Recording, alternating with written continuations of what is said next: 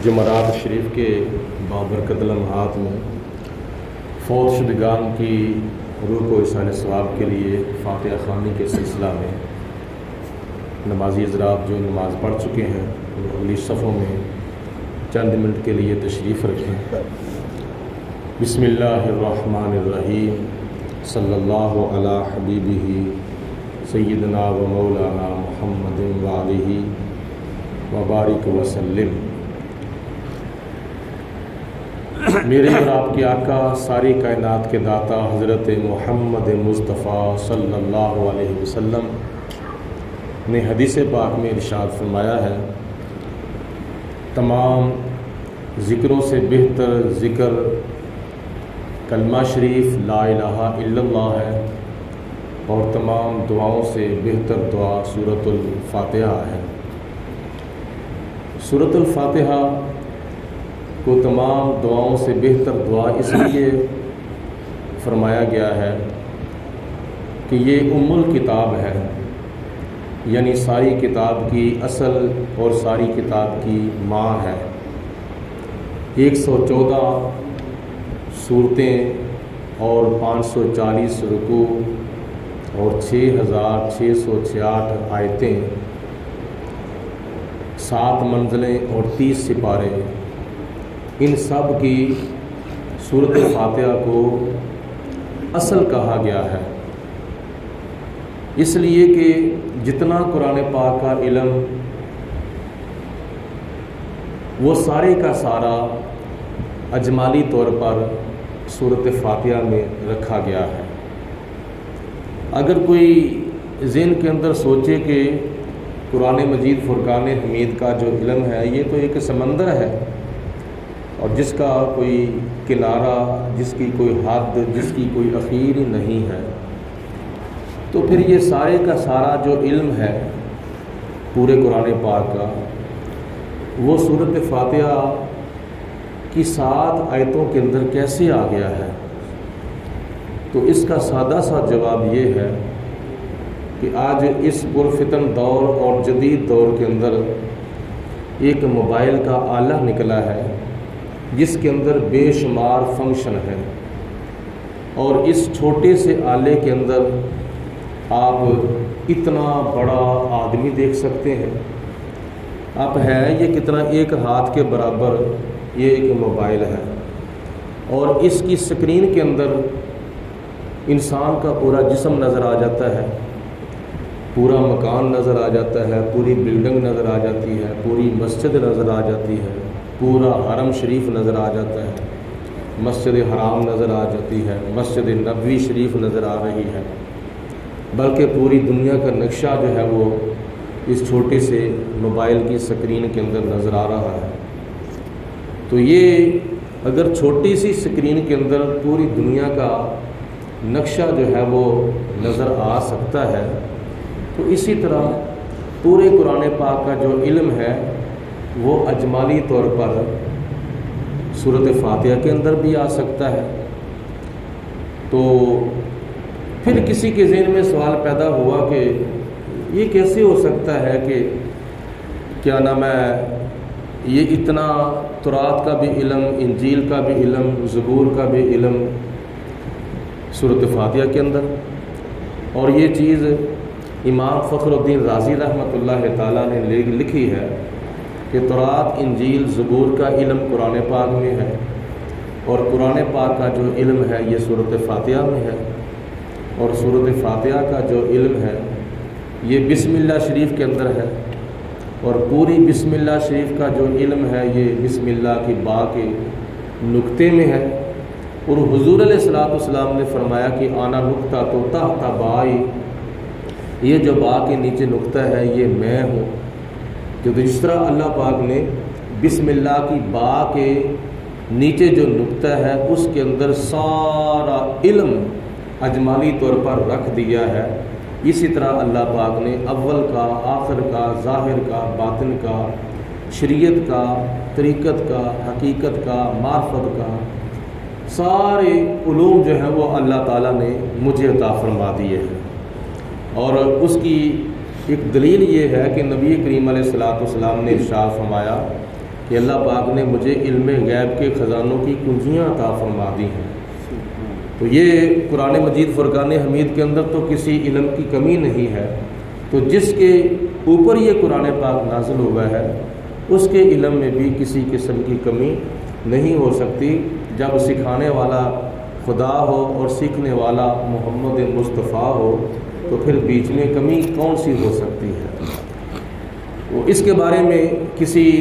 مولوی صاحب نے، کسی عالم دین نے آگے سے مثال دے کر کہا کہ یہ جو رمضان المبارک کا ایک کیلنڈر ہے اور اس کیلنڈر کے اوپر چند شہروں کے نام لکھے ہوئے ہیں، تو انہوں نے پوچھا کہ بتاؤ اس کیلنڈر کے اوپر پشاور بھی لکھا ہوا ہے، لاہور بھی لکھا ہوا ہے، کراچی بھی لکھا ہوا ہے، ملتان بھی لکھا ہوا ہے، سیالکوٹ بھی لکھا ہوا ہے، گجرانوالہ بھی لکھا ہوا ہے، راولپنڈی اسلام آباد بھی لکھا ہوا ہے، کوئٹہ بھی لکھا ہوا ہے، سارے شہر تقریباً لکھے ہوئے ہیں، تو بتاؤ لاہور کدھر ہے، لاہور کہاں ہے؟ اس نے کہا کہ یہ لاہور ہے۔ وہ کہاں ہے؟ یہ میری انگلی کے نیچے لاہور ہے۔ تو پھر پوچھنے والے نے کہا کہ یہ تیری انگلی کے نیچے لاہور کیسے آ گیا ہے؟ اتنا بڑا لاہور، بندہ چلتا پھرتا رہے تو کیا نام ہے پورا دن بھی لگ جاتا ہے پورے لاہور کے اندر، تو جب کہ اس کے اندر بادشاہی مسجد بھی ہے، شاہی قلعہ بھی ہے، اور مینار پاکستان بھی ہے، اور چڑیا گھر بھی ہے، اور بڑی بڑی عمارتیں ہیں، تو اتنا بڑا لاہور یہ تیری انگلی کے نیچے کیسے آ گیا ہے؟ جی یہ لکھائی کے لحاظ سے تحریراً میری انگلی کے نیچے ہے۔ تو انہوں نے کہا کہ اگر تیری انگلی کے نیچے تحریراً لاہور اگر آ سکتا ہے تو اللہ پاک کی ذات بابرکات نے بھی ساری آسمانی کتابوں کا جو علم ہے وہ قرآن پاک میں رکھا ہے، اور قرآن پاک کا جو علم ہے وہ سورۃ فاتحہ میں رکھا ہے، اور سورۃ فاتحہ کا جو علم ہے وہ بسم اللہ شریف کے اندر اجمالی طور پر رکھ دیا ہے، تو اس کی تسلی ہو گئی۔ تو یہ قرآن مجید فرقان حمید کا ایک معجزہ ہے جو آج بھی 1400 سال کے بعد ہمیں نظر آ رہا ہے، جو کہ اللہ پاک کی ذات بابرکات نے اپنے پیارے حبیب علیہ السلام کو عطا فرمایا ہے۔ تو سورۃ فاتحہ کی خصوصیات میں سے ایک خصوصیت یہ بھی ہے کہ نبی کریم علیہ السلام نے فرمایا کہ ساری دعاؤں سے بہتر، افضل، اعلیٰ جو دعا ہے وہ سورۃ فاتحہ ہے، اور سورۃ فاتحہ کے اندر چونکہ اللہ تعالیٰ کی حمد و ثنا بھی ہے، اور اس کے اندر مناجات بھی ہیں اور دعائیہ کلمات بھی ہیں، اور ان میں سے 3 دعاؤں کا ذکر اللہ پاک نے اس سورۃ فاتحہ کے اندر فرمایا ہے۔ ایک تو یہ کہ نمازی اللہ کی بارگاہ میں دعا کرتا ہے، یا اللہ مجھے سیدھے راستے پر چلا، ہم کو سیدھے راستے پر یعنی استقامت عطا فرما۔ اور دوسری دعا یہ کرتا ہے کہ یا اللہ مجھے ان لوگوں کے راستے پر نہ چلا جن پر تیرا غضب ہوا ہے۔ اور تیسری دعا یہ ہے کہ بندہ دعا کرتا ہے، یا اللہ مجھے ان لوگوں کے راستے پر بھی نہ چلا جو لوگ گمراہ ہو گئے ہیں، یعنی 2 راستوں سے بچنے کی دعا کرتا ہے اور ایک راستہ اختیار کرنے کی دعا کرتا ہے، مجھے سیدھے راستے پر چلا، وہ راستہ جو نبیوں کا راستہ ہے، صحابہ کا راستہ ہے، شہداء کا راستہ ہے، صالحین کا راستہ ہے، انعام یافتہ لوگوں کا راستہ ہے۔ اور جن راستوں سے بچنے کی دعا کرتا ہے وہ 2 راستے ٹیڑھے ہیں، ان میں سے ایک راستہ غضب والوں کا ہے اور ایک راستہ گمراہوں کا ہے۔ غضب والوں سے مراد یہودی ہیں اور گمراہوں سے مراد عیسائی ہیں۔ تو بندہ دعا کرتا ہے، یا اللہ مجھے یہودیوں کے راستے سے بچا، مجھے عیسائیوں کے راستے بچا، اور مجھے اپنے انبیاء، صدیقین، شہداء، صالحین کے راستے پر چلا، اور اس راستے کے اوپر مجھے استقامت نصیب فرما۔ تو یہ ساری دعاؤں سے بہتر اور افضل و اعلیٰ دعا ہے۔ دوسری بات یہ ہے کہ نبی کریم علیہ السلام نے فرمایا کہ سارے ذکروں سے بہتر ذکر کلمہ شریف ہے۔ کلمہ شریف کے اندر چونکہ اللہ پاک کی توحید بھی بیان کی گئی ہے اور نبی پاک صلی اللہ علیہ وسلم کی رسالت بھی بیان کی گئی ہے، تو یہ کلمہ شریف جو کہ اجتماعی طور پر ہر نماز کے بعد پڑھا جاتا ہے، اور قرآن پاک کا یہ حکم ہے، فَإِذَا قَضَيْتُمُ الصَّلَاةَ فَاذْكُرُوا اللَّهَ قِيَامًا وَقُعُودًا وَعَلَىٰ جُنُوبِكُمْ، کہ جس وقت تم نماز پڑھ چکو تو پھر مل جل کر اللہ کا ذکر کرو. اگر بیٹھ کر ذکر کرتے کرتے تم تھک جاؤ تو پھر کھڑے ہو کر بھی کر سکتے ہو، بیٹھ کر بھی کر سکتے ہو، لیٹ کر بھی کر سکتے ہو. تو تمام ذکروں سے بہتر جو ذکر ہے وہ کلمہ شریف ہے. تو یہ 1400 سال سے ایک معمول چلا آ رہا ہے نمازیوں کا کہ جس وقت سلام پھیری جاتی ہے پھر نمازی حضرات اجتماعی طور پر کلمہ شریف کا ذکر کرتے ہیں. ویسے بھی اپنے طور پر بھی انفرادی طور پر بھی کلمہ شریف گائے بگائے بندے کو پڑھتے رہنا چاہیے، کیونکہ گھروں کے اندر یا کسی بازار کے اندر یا سودا لیتے وقت یا اپنی کسی اور بہن بھائی کے ساتھ جب بحث مباحثہ ہوتا ہے تو منہ سے کوئی ایسی بات نکل جاتی ہے جس کی وجہ سے ایمان کے اندر فرق آ جاتا ہے. تو اس لیے ہمارے بزرگ فرماتے ہیں کہ گائے بگائے بندہ کلمہ شریف پڑھتا رہے، لا الہ الا اللہ محمد الرسول اللہ صلی اللہ علیہ وسلم. تو ایمان کی تجدید ہوتی رہتی ہے. تو جب ایمان کی تجدید ہو تو بندے کا ایمان جو ہے وہ تازہ رہتا ہے، پختہ رہتا ہے. تو یہی کلمہ اگر اللہ پاک ہم سب کو مرتے دم پڑھنا نصیب فرمائے تو قبر کے اندر بھی کامیابی مل جاتی ہے اور حشر کے اندر بھی کامیابی مل جاتی ہے. تو دعا کے سلسلے میں پھر میں عرض کرنا چاہتا ہوں کہ نبی پاک علیہ الصلوۃ والسلام نے فرمایا الدعاء مخ العبادہ، دعا جو ہے یہ ساری عبادت کا مغز ہوتا ہے. تو بندے کا مغز جو ہے وہ نکال دیا جائے تو بندہ بیکار ہے، تو لہٰذا بندہ مینٹل ہو جائے گا. تو اس لیے جس طرح انسان جو ہے بندہ جو ہے وہ دماغ کے بغیر کیا نام ہے مغز کے بغیر مکمل نہیں ہوتا، تو عبادت جو ہے وہ بھی دعا کے بغیر مکمل نہیں ہوتی، بلکہ ساری عبادت کا نچوڑ جو ہوتا ہے، خلاصہ جو ہوتا ہے وہ دعا ہے. تو اللہ تعالیٰ کی ذات کو یہ چیز بڑی پسند ہے کہ بندہ میرے آگے دعا کرے. اور دعا کی قبولیت کی کچھ شرائط ہیں، اور ان شرائط میں سے ایک شرط یہ بھی ہے کہ حدیث پاک میں آتا ہے، حضرت سیدنا عمر فاروق رضی اللہ تعالیٰ عنہ روایت کرتے ہیں، نبی پاک علیہ السلام نے ارشاد فرمایا ہے کہ دعا جو ہے یہ زمین و آسمان کے درمیان معلق رہتی ہے جتنی دیر تک دعا کے شروع میں درود شریف نہ پڑھا جائے اور اس کے آخر میں درود شریف نہ پڑھا جائے. تو دعا کی قبولیت کا اس کے اندر راز ہے کہ شروع کے اندر بھی درود شریف پڑھا جائے اور آخر میں بھی درود پاک پڑھا جائے. تو درود پاک بھی ایک اللہ تعالیٰ کا بہت ہی پسندیدہ عمل ہے جو کہ خود خدا فرماتا ہے کہ میں بھی اپنے پیارے رسول پر درود پاک بھیجتا ہوں، میرے فرشتے بھی بھیجتے ہیں، اے ایمان والو تم بھی میرے نبی پر درود و سلام اتنا بھیجو کہ جتنا بھیجنے کا حق ہے. حضرت شیخ عبدالحاکم محدث دہلوی رحمۃ اللہ تعالیٰ علیہ تعریف فرماتے ہیں کہ جو بندہ نبی کریم علیہ الصلوۃ والسلام پر درود پاک پڑھتا ہے سمجھو کہ اس کی نبی پاک علیہ الصلوۃ والسلام کے ساتھ کامل محبت ہے. تو کامل محبت پھر اسی کی ہو سکتی ہے جو حضور پر درود و سلام پڑھتا ہے. تو اس لیے اکثر مقامات پر دیکھا گیا ہے کہ وہ جب امام صاحب دعا کراتے ہیں نمازیوں سے پہلے درود شریف خود بھی پڑھتے ہیں اور نمازیوں سے بھی پڑھاتے ہیں. تو جب درود پاک پڑھا جائے تو پھر ایک اس کا فائدہ یہ بھی ہے کہ بندے کے 10 گناہ معاف ہو جاتے ہیں، 10 نیکیاں نامہ مال کے اندر لکھی جاتی ہیں، 10 درجے بلند ہوتے ہیں اور 10 اللہ تعالیٰ جنت کے اندر محلات عطا فرماتا ہے. تو درود شریف کثرت کے ساتھ پڑھا کرو اور مجبور ہو کے نہیں بلکہ مسرور ہو کے پڑھا کرو اور پیار محبت سے پڑھا کرو. حدیث پاک میں آتا ہے حضور علیہ الصلوۃ والسلام فرماتے ہیں کہ جو عام روٹین کے مطابق حسب معمول مجھ پر درود پڑھتا ہے اللہ پاک نے ایک فرشتہ مقرر کیا ہے اور وہ ساری کائنات کی آوازیں سنتا ہے.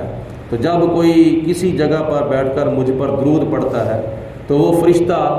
اس کا درود سن کر وہ میرے پاس پہنچاتا ہے تو میں اس سے اپنے پیارے امتی کا درود پاک وصول کرتا ہوں. تو حضور فرماتے ہیں اگر کوئی زیادہ محبت سے زیادہ پیار سے مجھ پر درود و سلام پڑھتا ہے تو نبی پاک علیہ السلام فرماتے ہیں فرشتہ نہیں بلکہ میں اپنے کانوں سے اس کا درود سن لیتا ہوں اور میں اس کو پہچان بھی لیتا ہوں کہ یہ کون ہے، اس کا نام کیا ہے،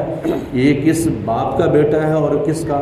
بھائی ہے، کس کا باپ ہے، کس کا بیٹا ہے اور کیا اس کا قبیلہ ہے. حضور فرماتے ہیں میں اس کو پہچان بھی لیتا ہوں. تو یہ ہے نبی پاک علیہ الصلوۃ والسلام کے ساتھ تعلق کی پختگی. وہ کیسے ہوگی؟ جب ہم دن رات صبح و شام کثرت کے ساتھ نبی پاک علیہ السلام پر درود و سلام پڑھیں گے تو اتنا ہی زیادہ نبی پاک علیہ السلام کا قرب حاصل ہوگا۔ اللہ کا قرب حاصل کرنا ہو تو زیادہ سے زیادہ سجدہ کرو، اور نبی پاک علیہ السلام کا قرب حاصل کرنا ہو تو زیادہ سے زیادہ حضور علیہ السلام پر درود و سلام پڑھا کرو۔ اس لیے نماز کے بعد جب جماعت ہو جاتی ہے، سلام پھیری جاتی ہے، تو کلمہ شریف پڑھتے وقت گھبرایا نہ کیا کرو، کوئی تھوڑا سا آواز کا معاملہ جو ہے وہ اظہار کر دیا کرو۔ تو یہ صحابہ کرام کا طریقہ ہے۔ اور دوسرے نمبر پر دعا بھی مانگو تو بڑے اخلاص کے ساتھ دعا مانگو، اور اللہ پاک کی ذات بابرکات کی بارگاہ میں دعا مانگو کہ یا اللہ میں اس قابل تو نہیں ہوں کہ میں تیری بارگاہ میں دعا مانگوں اور تیری بارگاہ میں منہ دکھاؤں، اگر تو میری دعا کو قبول کر لے تو تیری بہت ہی مہربانی ہے، تیری کرم نوازی ہے۔ آج ہم یہ بھی سوچتے ہیں کہ ہم اللہ پاک کی دعا بارگاہ میں دعا تو بڑی کرتے ہیں لیکن قبول نہیں ہوتی، پتہ نہیں کیا وجہ ہے قبول کیوں نہیں ہوتی، کون سا ہم سے گناہ ہو چکا ہے جس کی وجہ سے دعا قبول نہیں ہوتی۔ تو یہ تو تم سوچتے ہو کہ ہماری دعا قبول نہیں ہوتی، کبھی یہ بھی خیال کیا ہے کہ میں نے فلاں جگہ پر بیٹھ کر گناہ کیا ہے، میرے اوپر عذاب کیوں نازل نہیں ہوا؟ یہ بھی خیال کرنا چاہیے نا۔ تو اس لیے یہ اللہ تعالیٰ کی مہربانی ہے کہ ہم گناہ کرتے ہیں دن رات لیکن خدا ہمارے اوپر عذاب نہیں بھیجتا، لیکن دعا ہم کرتے ہیں، اللہ پاک دعا تو قبول فرما لیتا ہے، لیکن قبولیت کا جو ظہور ہے وہ علم الہی میں ہوتا ہے۔ 2 دن بعد، 4 دن بعد، 5 دن بعد، سال بعد، 2 سال بعد، 5 سال بعد، کیا نام ہے 20 سال بعد بھی اس دعا کا جو ہے وہ قبولیت کا ظہور ہو جاتا ہے۔ جیسے بندے کو خواب آتا ہے نا، ضروری نہیں کہ آج مجھے خواب آیا ہے تو صبح اٹھتے ہی میرا خواب جو ہے وہ پورا ہو جائے، نہیں، اچھا خواب جو ہوتا ہے وہ مبارک ہوتا ہے، اور اس کی تعبیر جو ہے وہ کیا نام ہے پوری ہوتی ہے کب؟ جب اللہ تعالیٰ چاہتا ہے۔ حضرت یوسف علیہ السلام کو جو بچپن میں خواب آیا تھا اس کی تعبیر کہاں پوری ہوئی تھی اور کب پوری ہوئی تھی؟ 40 سال کے بعد پوری ہوئی تھی اور تخت مصر کے اوپر پوری ہوئی تھی۔ تو جس طرح خواب بندے کو آتا ہے تو اس کی تعبیر جو ہے وہ پوری ہوتے وقت اللہ تعالیٰ کی ذات بابرکات جانتی ہے کہ کب پوری ہوگی، اسی طرح ہماری دعا جو ہے قبول تو ہو جاتی ہے لیکن قبولیت کا جو ظہور ہوتا ہے وہ علم الہی میں ہوتا ہے، لہٰذا اللہ پاک کی ذات پر بھروسہ کرنا چاہیے۔ تو یہ معمول بنا لیں کہ نماز جماعت کے ساتھ جب ادا کی جاتی ہے، سلام پھیرا جاتا ہے، پھر مل جل کر زیادہ اونچی آواز سے نہیں، کم از کم درمیانی آواز سے کلمہ شریف 2-3 مرتبہ پڑھنا چاہیے تاکہ ایمان کی تجدید ہو جائے، صحابہ اکرام کے طریقے پر عمل ہو جائے۔ اور اس کے بعد جب تیسری مرتبہ کلمہ شریف پڑھا جاتا ہے نا تو پھر تیسری مرتبہ آخر پہ پڑھا جاتا ہے محمد الرسول اللہ۔ تو یہ 7 اہل سنت و جماعت کے معمولات میں سے ایک معمول ہے کہ نبی پاک علیہ السلام کے نام پاک کی تعظیم اور ادب اور احترام کرتے ہوئے ہم لوگ انگوٹھے چوم کر آنکھوں بھی لگاتے ہیں اور ساتھ ہی پڑھتے ہیں صلی اللہ علیہ وسلم، اور یہ سیدنا ابوبکر صدیق رضی اللہ تعالیٰ عنہ کی سنت بھی ادا ہو جاتی ہے اور نبی پاک علیہ السلام کے اوپر درود و سلام بھی پڑھا جاتا ہے۔ تو اس کے بعد جب دعا مانگی جاتی ہے اجتماعی طور پر تو پھر امام صاحب یا کوئی اور بزرگ دعا کرتے ہیں تو پھر سننے والے جو ہیں وہ آمین کہتے ہیں، اور آمین کا مطلب ہے یا اللہ جو ہمارے امام صاحب تیری بارگاہ میں دعا کر رہے ہیں یا اللہ اس دعا کو قبول فرما۔ اللہ پاک کی ذات ہماری حاضری اپنی بارگاہ میں قبول و منظور فرمائے، ہمارے تمام فوت شدہ مسلمان بہن بھائیوں کی بخشش اور مغفرت فرمائے، ہم سب کو سچی توبہ کر کے توبہ کے اوپر استقامت اور ثابت قدمی اختیار کرنے کی توفیق عطا فرمائے، اپنے فوت شدہ رشتہ داروں کی روح کو اِصال ثواب کے لیے اجتماعی طور پر فاتحہ خوانی کریں، ایک مرتبہ سورہ فاتحہ۔